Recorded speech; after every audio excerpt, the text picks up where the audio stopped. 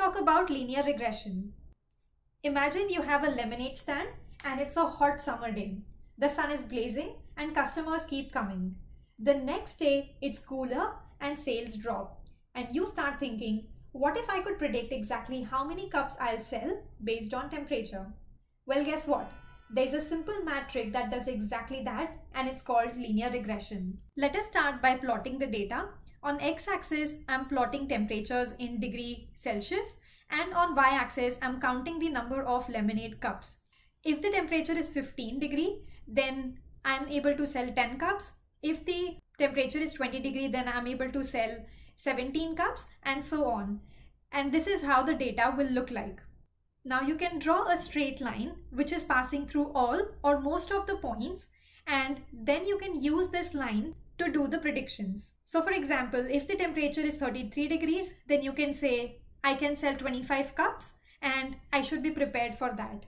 But how do I know what is this line? This is what linear regression method in machine learning helps to find. Equation of this line is given by y is equal to mx plus c. Here m is the slope of line, x is the temperature, y is the number of cups that we have to predict, c is intercept. So by slope I mean this is the slope of line and this is the intercept, which is c. So the aim in linear regression is to find this best fit line. And once we have this best fit line, we will have the m and c values, and if given a temperature which is x value, we will be able to fit into this line and find out the y value. Linear regression helps to solve regression problem, as the name suggests, and it can be used in applications such as house price prediction, stock price prediction.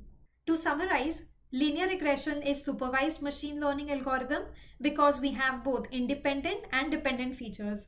In our case of lemonade example, independent feature was the temperature and dependent feature was the number of cups of lemonade. It is a regression problem, which means we have to predict quantitative data. Its aim is to find best fit line, and the equation is given by h theta of x is equal to theta 0 plus theta 1x, or y is equal to mx plus c. This is just the beginning. We are going to dive deep into this algorithm in the coming videos. So stay tuned and please do like and subscribe the channel.